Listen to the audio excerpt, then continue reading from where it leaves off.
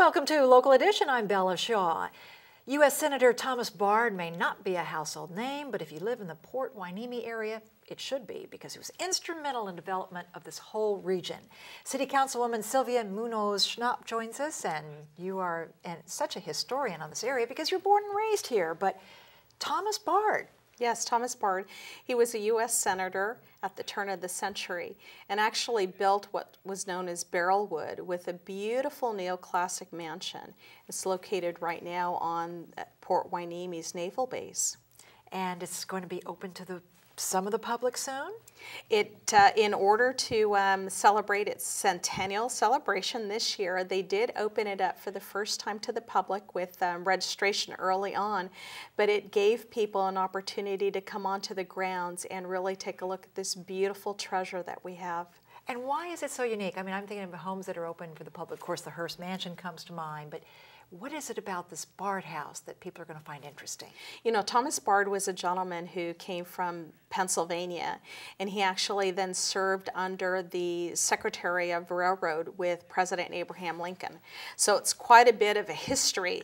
He came out this way and developed what was known as the first township, or Hueneme. And so what we have right now is some of the history that he left us in order to enjoy. His mansion as well as the grounds, beautiful grounds that he established right alongside his house.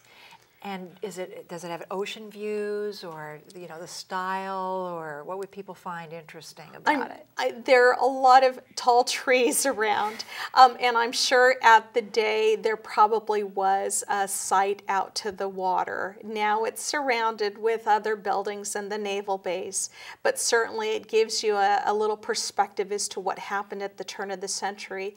He had quite a few kids. He had a governess that lived there at the mansion, and the treasures inside are absolutely incredible, from photographs to mementos that he was given as he was the senator, to also then furniture that they kept. It's really a very beautiful place. Any idea how long he lived? Do you know? He died, I believe, in the early 1900s and left a family then. His son, Richard Bard, is the gentleman who actually helped build out the deep water port. That was one of the first very large construction projects out here, and that was left to his son to do. And then you mentioned Bardsdale. People don't know where that comes from. Yes, you know, Thomas Bard was influential in many areas, including the founding of the Union 76 company, California Oil. And Bardsdale is an unincorporated area in Ventura County, and Bardsdale they're smaller than 1 acre properties, but it's very unique and significant out alongside Fillmore. Can you think of anything else as you drive along, that has Bard's name written on it, the history?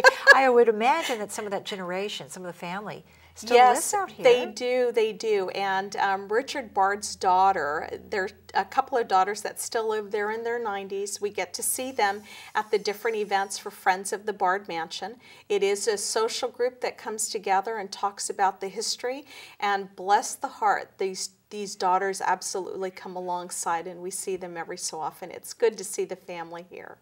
Talk about good genes. Yes, I mean, absolutely. They're in their 90s, and just so much history. There is a lot of history, and so if people actually dig down a little deeper here in Ventura County, we'd find a rich wealth of not only heritage, but folks that actually have left these long-time legacies for us to enjoy.